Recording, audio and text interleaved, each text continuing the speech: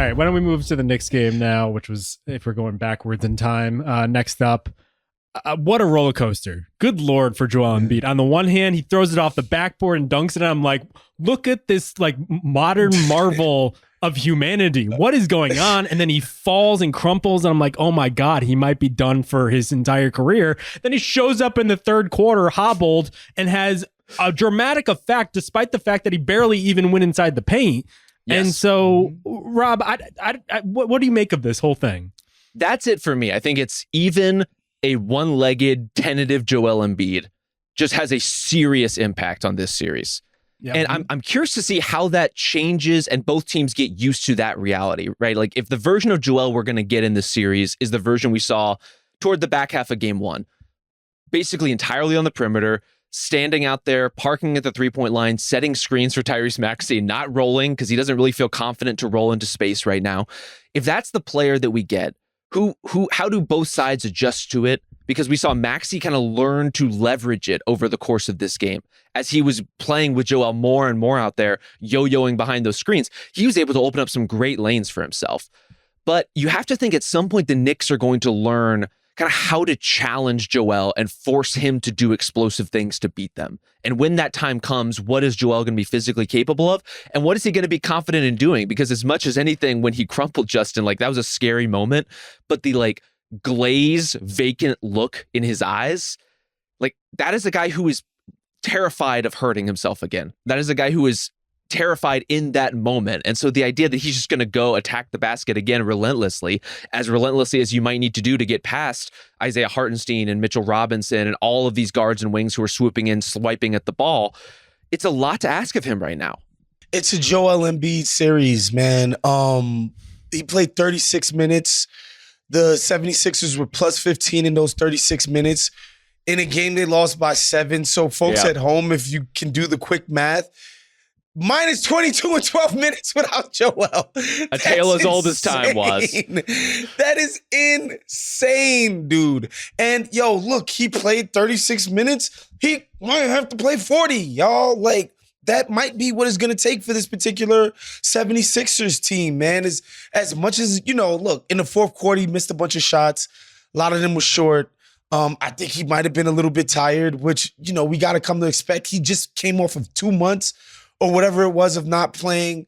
But man, he is the only thing between the 76ers and complete and utter ruin. And so it's hard to kill this guy when he doesn't have the best fourth quarter, even though y'all know I would love to, but it's just him.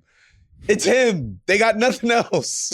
So after the first quarter, I have Joel as 5 shots in the paint. He made 2 of those. I have him with 7 shots outside the paint. He made 1 of them. On the other hand, Maxey, 13 attempts in the rim in this entire game. I think Rob is right. He's finding ways to play off of Joel, which is meaningful going forward. But I just don't know how much you can expect if Joel is basically top of the arc orchestrating. It could get you to the point where you're competitive, but I do wonder if there's limitations there, especially when you see on defense, you see guys wide open like Hart and whatnot, just able to knock those shots down if they're available. And so I don't know.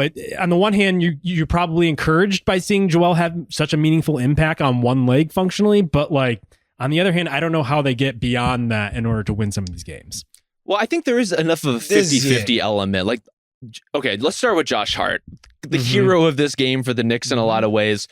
The last time we saw him play, his wrist was so hurt he couldn't even get the ball to the rim on 3-point attempts. So the idea of leaving him open and making him prove it, I think, is right. Now he came up with some of the biggest shots of the game, and some of those were left open. Some of those were pressured by the end, honestly. And you have to give him credit, for like full credit for that. He played an amazing game and an amazing fourth quarter in particular.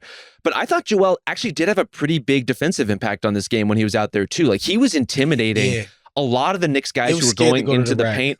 They weren't taking shots. They were pulling the ball back out. And overall, New York's first shot offense was not good.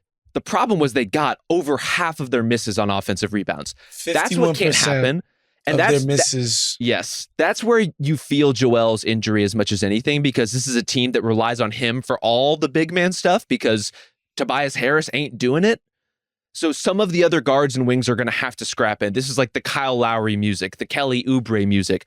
Those guys are going to have to be really active on the glass to compensate for the fact that, look, Joel's just probably not going to rebound outside of his immediate area right now. Yeah, Josh Hart, the NBA needs to make a hard hat award and name it after Josh Hart. Like, this dude is just incredible. Just the plays that this guy makes. His nose for the ball is freaking Dennis Rodman-esque. It's crazy what this guy's doing at 6'3" tall or whatever the hell he is, that he's able to do that. But yo, the Knicks just straight up beating these guys on 27 fast break points, which just means they're just beating your ass up the floor. And 50% of their misses they've been able to corral. They're just destroying you on the glass, winning that way somehow, even though Rob's genius, Greg Popovich, pioneered the no offensive rebounds. Offensive rebounds are bad. What do you know? Extra possessions are a good thing, and it's driving New York Knicks success, man. But I think if you're the Sixers, you have to believe you can stop these guys from getting half their misses back.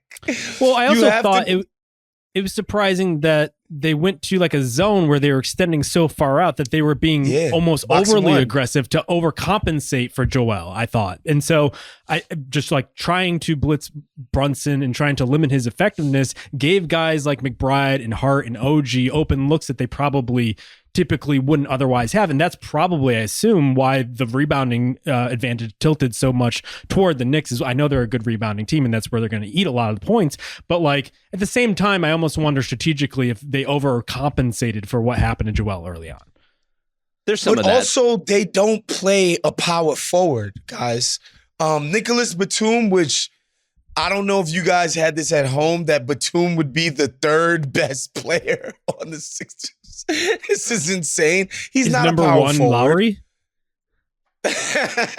Yeah, I was about to say we got to make room for Kyle Lowry. This was a ballin' game from him. Yeah, he had a great 30 Kyle Lowry plays. Yeah, Kyle Lowry game. But Tobias Harris is not a power forward either.